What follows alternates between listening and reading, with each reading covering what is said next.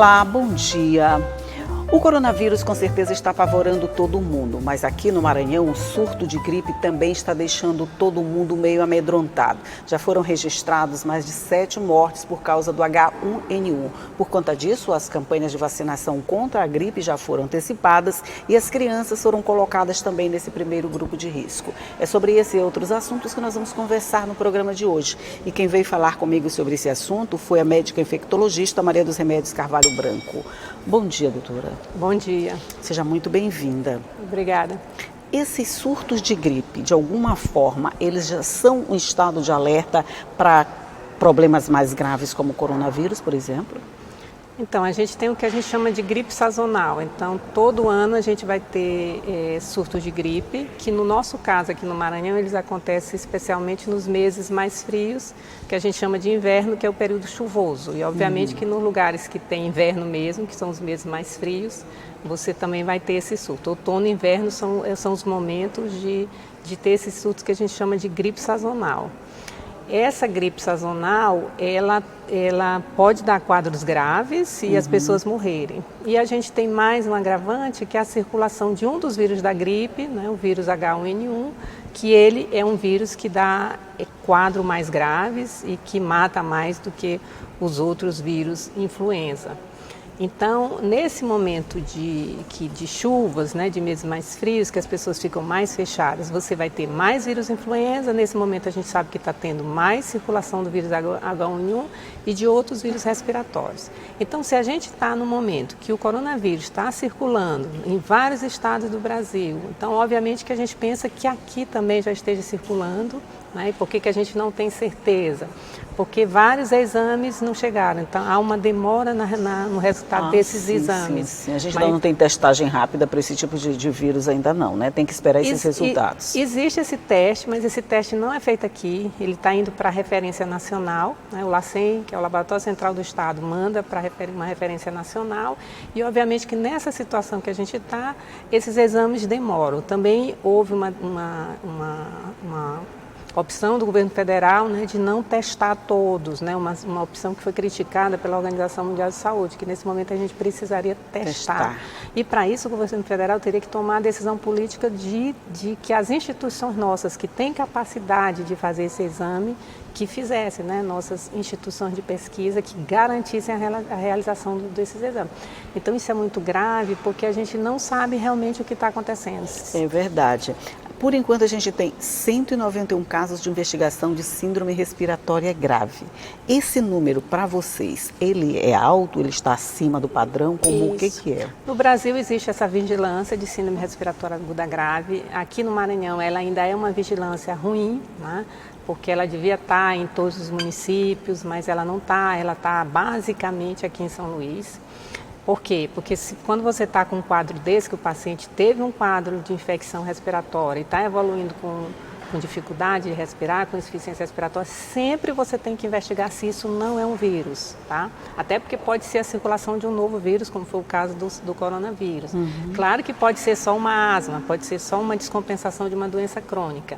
Então, esses casos precisam ser investigados e a gente, tendo um número tão alto desses de investigação, a gente supõe que aí não seja só H1N1, que pode ter entre esses casos coronavírus. E a gente demorando semanas para saber, isso semanas, né? Isso é muito ruim. Enquanto passam essas semanas que a gente espera o exame, podem acontecer novos casos e os casos pré-existentes podem se agravar. Isso não tem repercussão, digamos assim, na clínica, mas tem repercussão na vigilância, porque se você sabe que aquele caso foi de coronavírus, por exemplo, você vai fazer a vigilância em cima dos contatos, dos familiares, o que vai acontecer com eles, para eles também não ficarem circulando muito, para aquilo não levar a outros casos, né? Agora, do ponto de vista do tratamento, o tratamento é o mesmo, né? Eles vão ser internados, vão precisar de UTI, mas assim, também para os profissionais de saúde. Então, se eles estão diante de um coronavírus, né? Se eles sabem que é um coronavírus, ter um cuidado maior para não se contaminarem. Nesse sentido que eu vejo, o fato da contaminação enquanto o resultado não sai. Porque enquanto o resultado não sai, você não sabe o que é, pode ser H1N1, pode ser influenza, pode ser o coronavírus, mas você não sabe exatamente com o que você está lidando, né? Então, enquanto você não sabe com o que você está lidando, você fica exposto, não é? Não, porque você tem as orientações que são padrão. Então, se um paciente... para todos, se o paciente tem esse quadro, pode ser influenza, que a transmissão também é muito fácil, porque é uma transmissão que pode ser por aerossóis, que são partículas muito pequenas. Então, tem todo um cuidado do tipo de máscara que você usa, de tipo de paramentação, do tipo de quarto que o paciente pode ficar em isolamento. Então, mas obviamente que se você já sabe o que é, se é H1N1, se não é, se é coronavírus, isso gera uma tranquilidade muito maior para a equipe que está assistindo o paciente. Pois é, agora nós tivemos a campanha de vacinação que vai ser antecipada, né? Normalmente seria no mês de abril, agora nós vamos ter em março, a partir do dia 23, não é isso? Isso. E o que vem de diferente nessa campanha? Então, a importância dessa campanha antecipada você tem as pessoas que estão com qualquer outro tipo de vírus respiratório, né, que procura as unidades de saúde, a circulação do coronavírus no Brasil e o influenza, que é o sazonal, que a gente já sabe que acontece todo ano. Então, é muito importante que as pessoas se vacinem, que se vacinem logo. Por quê? Porque vai diminuir o número de pessoas que vão pegar influenza e, consequentemente, vai diminuir o número de pessoas que vão buscar o serviço de saúde. Isso é verdade. As crianças agora foram incluídas nesse primeiro grupo, não é? Isso. Então, como a gente está tendo vários casos de H1N1 em criança, aqui em São Luís, né, aqui no Maranhão, então foi solicitado que elas fossem incluídas logo. Então, nessa primeira etapa já entra crianças, né?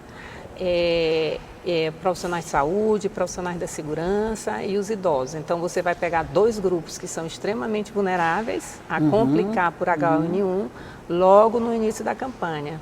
Então, é muito importante que as pessoas entendam isso. Essa vacina é uma vacina, digamos assim, ruim em termos de quando você compara com outras vacinas, porque as outras vacinas têm uma proteção muito alta. Não é o caso da vacina influenza. Então, para que ela seja realmente efetiva, é preciso que você tenha um grande número de pessoas vacinadas. Ah, tá. Quer dizer, não adianta 1 ou 2 se vacinarem num grupo de 10, por exemplo, Isso. Porque continua circulando, ele circula tranquilamente, vamos dizer. Isso. A gente pode dizer que crianças e idosos, quer dizer, as duas pontas do ciclo da vida, são os mais vulneráveis? Isso, mas a gente sabe também que as gestantes, elas também são, especialmente pelo H1N1, têm chance de morrer. As pessoas obesas, as pessoas obesas até pela questão mesmo da capacidade de ventilação do pulmão, né, por conta da restrição, por conta da gordura. Agora, infelizmente, o H1N1, por exemplo, que é um vírus influenza, ele mata pessoas habitualmente saudáveis. É o vírus que causou a gripe espanhola, né? No início, logo depois da Primeira Guerra Mundial. Então, a estimativa é que o vírus H1N1, naquela ocasião, ele matou mais homens jovens do que a guerra. Okay? Então, existe a possibilidade de pessoas jovens, isso já aconteceu agora aqui em São Luís, né? Já morreu um menino de 22 anos, previamente ígido, pessoas jovens sem nenhuma doença de base, sem nenhuma doença pré-existente, morrerem de H1N1. Vamos dar uma pausa aqui, vamos tomar um cafezinho, vamos fazer o intervalo, porque as notícias não são das melhores, de manhã cedo assim, causa impacto, mas a gente faz só um intervalinho e volta para continuar falando sobre esse assunto. A minutinho só, eu volto já já.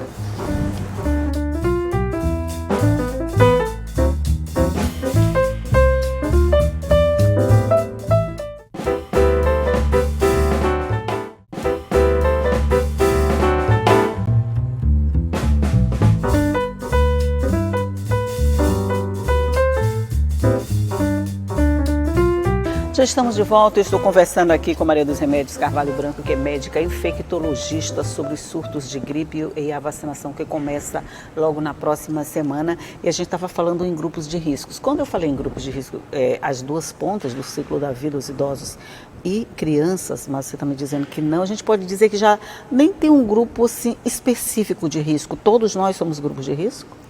Não, existem aqueles grupos mais vulneráveis, né, que que a proporção de complicação é maior, né, como os idosos, as gestantes, as crianças, as pessoas que têm doença de base, então é muito importante. Então você tem, por exemplo, um problema no coração, uma insuficiência cardíaca. Doença de base é uma doença já pré-existente, é isso? Isso. Então você tem, por exemplo, uma doença no coração, você tem uma insuficiência cardíaca, tá? Vamos imaginar, está tudo bem controlado, mas se você tiver uma gripe, você pode fazer, por exemplo, uma pneumonia pelo vírus da gripe, e você acaba descompensando aquela sua doença, aquela sua insuficiência cardíaca, e isso acaba levando à morte. Então, quem tem doença pulmonar, qualquer que seja, crônica, precisa se vacinar. A pessoa que tem doença cardiovascular, então várias situações que são doenças crônicas, você precisa tomar a vacina para que você não descompense a sua doença de base na eventualidade de pegar uma gripe, pegar uma influenza e complicar e chegar a morrer. Ainda mais a situação. Por exemplo, os asmáticos, eles estão bem dentro desse grupo. Exatamente. Os asmáticos também são um grupo que deve se vacinar, até porque eles podem fazer a síndrome respiratória aguda grave só por conta da asma, né? Mas pode ser também por conta de uma infecção viral. Então, é muito importante eles estarem vacinados. E se juntar as duas coisas, por exemplo, se ele já tem um problema de asma, se ele pega uma gripe, entra nesse processo que a senhora falou de descompensação da doença base, né? E a gente tem que lembrar que a asma por si só mata. Então, a asma é uma doença que você deve levar a sério, porque às vezes a pessoa fica com aquelas crises, fica se tratando sem ir no hospital. A asma, de repente, você pode entrar no estado que a gente chama de mal asmático e morrer. Então, você deve levar a sério a asma e tratá-la e controlá-la. Você diria, doutora, que hoje, no Maranhão, na situação que a gente está, o problema mais grave são os surtos de H1N1?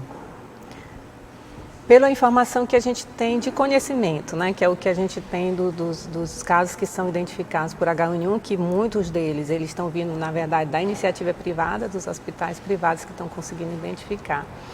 Então, é provável que o nosso maior problema nesse momento seja mesmo o H1N1.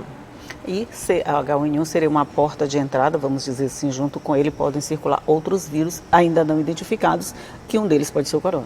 Isso, nesse período, né, de chuvas, que nós temos essas infecções respiratórias, a gente sabe que, com certeza, a gente sabe que está circulando o H1N1, mas também, com certeza, outros vírus respiratórios e ainda mais, provavelmente, o coronavírus. Então, isso dificulta você identificar se é coronavírus, se não é.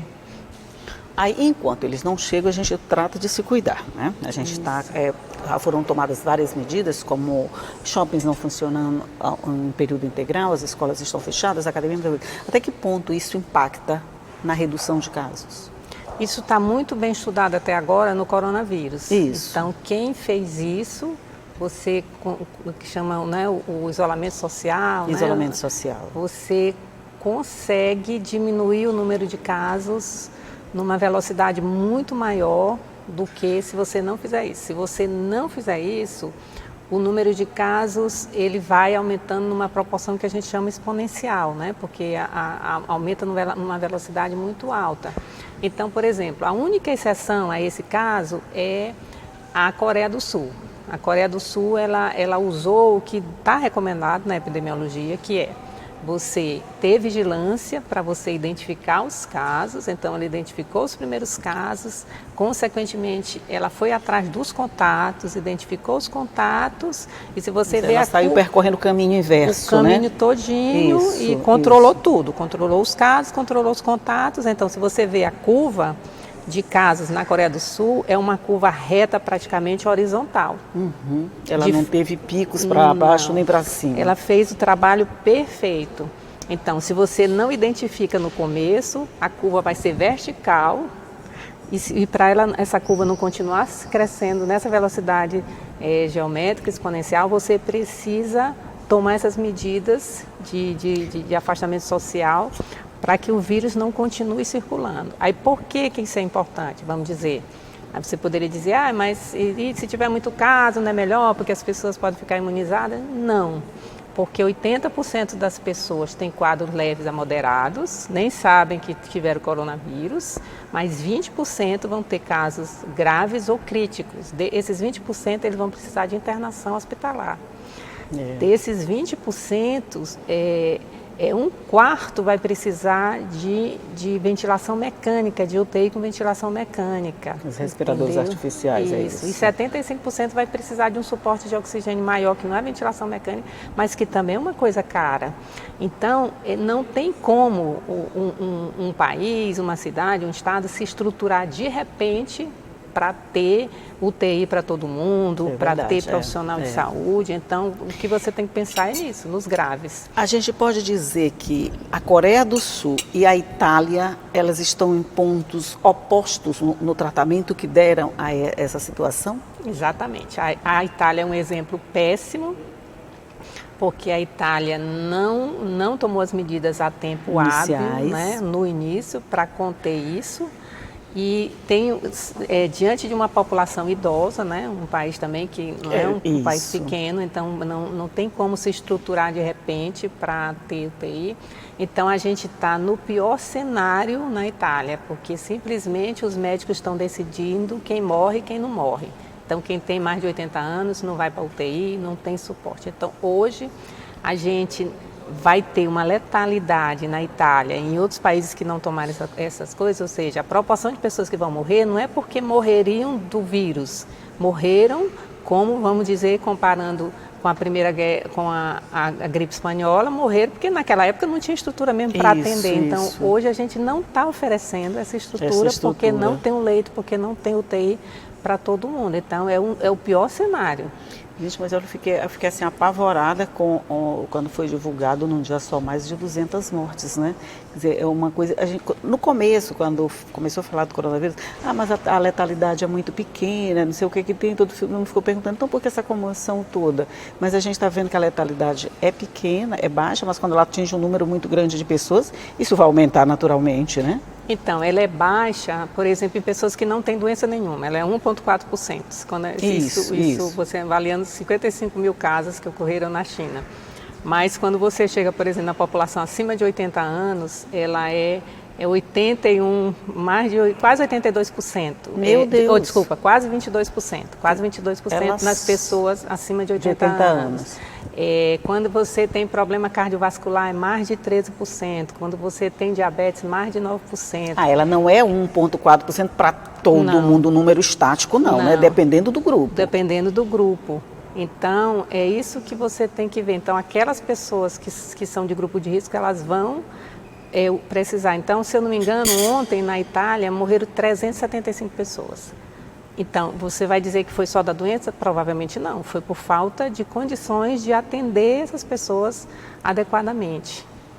Gente, cada número a gente vai ficando mais apavorado. Eu acho que essa sensação de pânico que a gente tem, assim, quanto mais notícias a gente ouve, mais a gente fica em pânico e acha mesmo. O isolamento social é uma boa mesmo? Isso, então essa é uma medida que já está bem estudada, então a gente precisa se convencer disso. Então, em primeiro lugar, quem tem sintoma respiratório hoje, pode ser qualquer vírus comum, pode ser o vírus, pode ser coronavírus, pode ser influenza, não interessa. Quem tem sintoma respiratório hoje no Brasil não deve sair de casa. Só deve sair de casa depois que tiver totalmente sem sintomas. Primeira coisa, etiqueta. Então, na segunda nós vamos falar no próximo bloco, eu vou fazer um rápido intervalinho aqui de novo. É só o tempo da gente tomar um cafezinho para digerir essas informações e a gente volta já já, 1 minuto só.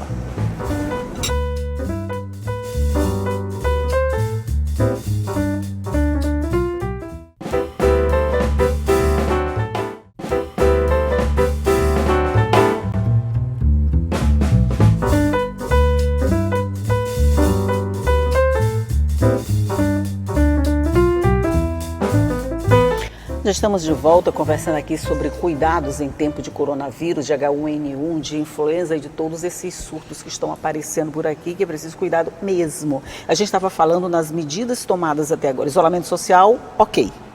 Tá. Uso de máscaras, doutora.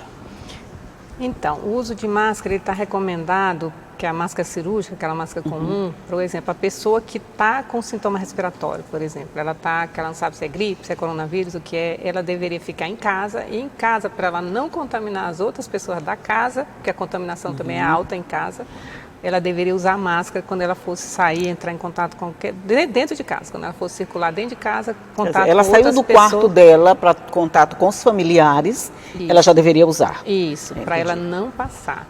Agora, as pessoas que estão andando aí na rua de máscara, isso não tem o menor sentido, porque a transmissão não é necessariamente respiratória, ela exige a transmissão por respiração, mas ela é transmissão basicamente por gotículas, né? Então, por você contaminar o ambiente com aquelas secreções respiratórias. Olha, eu vou até esquentar nosso café, porque esse assunto é tão...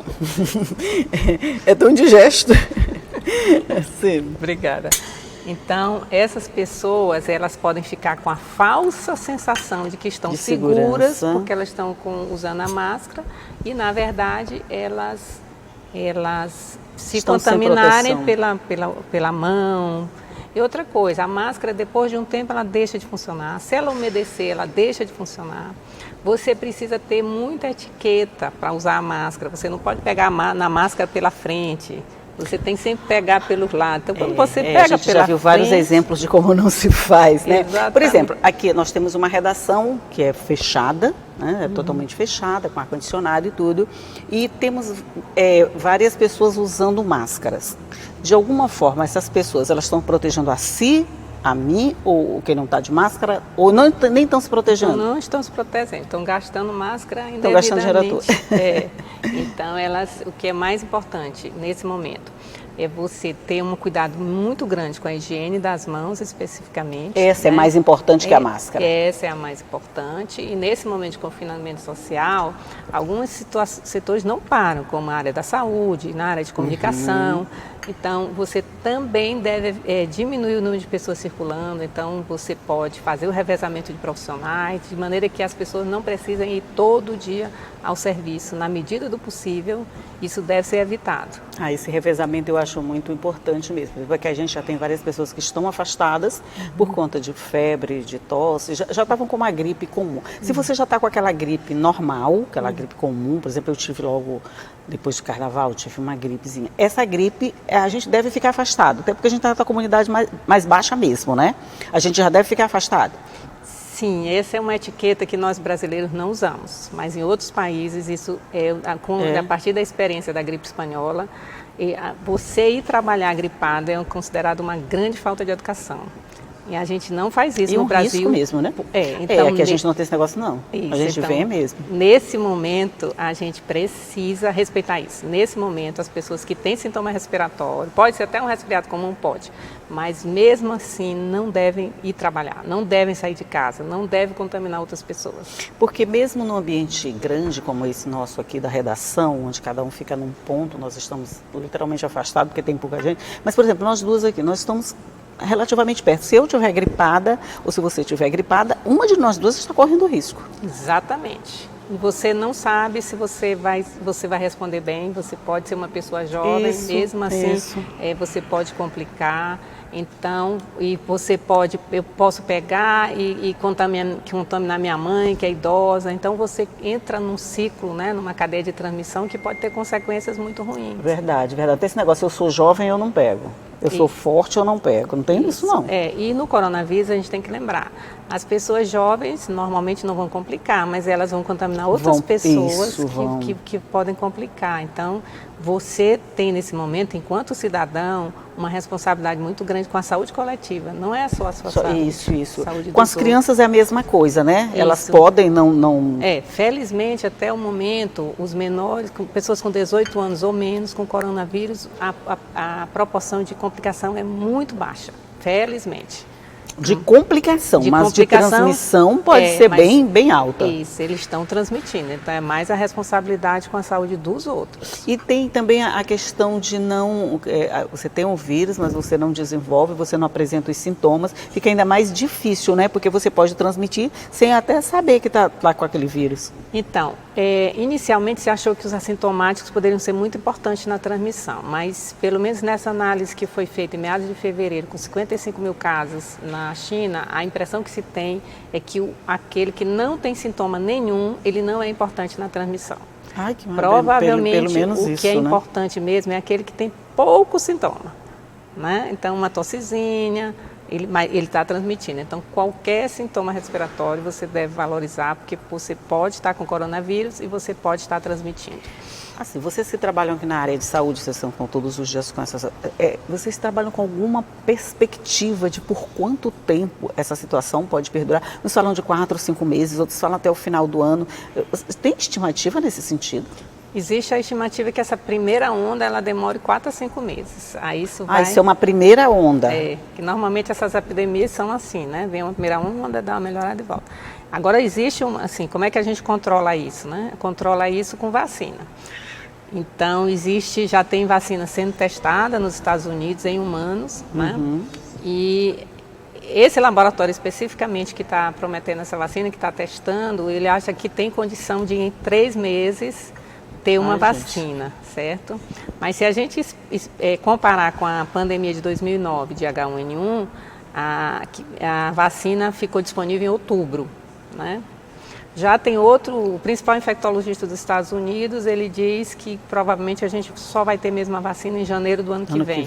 Né? Então a gente tem um ano todo aí a descoberto e os cuidados precisam ser de cada um, pensando em todo mundo. Exatamente, pode ver o exemplo da Coreia do Sul. A Coreia do Sul controlou sem problemas. A gente tem que ver o exemplo da Coreia do Sul e esquecer o exemplo da Itália. Isso. É isso. Aprender com os erros. Aprender com os erros, é isso mesmo. A gente tem que ser inteligente nessa hora, aprender com os erros, não achar que só a gente vale, eu não tenho nada, então posso circular livremente. E isolamento social, gente, é isso mesmo, é isolamento social. Não é para ficar circulando na rua. Os shoppings já estão fechados, né? Não tem mais a possibilidade de ninguém ficar circulando, só a partir de meio-dia, se eu não me engano. Então, essas coisas assim atrapalham a vida da gente? Atrapalham sim, mas é em nome de um bem maior, de um bem coletivo que vai fazer bem para todo mundo. A gente tem que se resguardar, não tem jeito não. Enquanto a vacina não chegar, é cada um fazendo por si. Isso. Ok, a gente vai conversar ainda muito tempo, eu acho, sobre esses assuntos, mas muito obrigada pela sua participação, por essas informações. Qualquer dica é sempre muito valiosa. Muito obrigada. De nada, disponha. Bom dia. Bom dia para você também aí que está do outro lado. Se cuide, se preserve, cuide da sua família, cuide de todo mundo. Na hora que você está cuidando de você está cuidando dos outros também. E todo cuidado é bem necessário. Agora, só para lembrar, essa conversa toda fica à sua disposição no nosso site. Você acessa a hora que você quiser e todo dia eu estou aqui te esperando 8h30 da manhã, combinado? Tchau.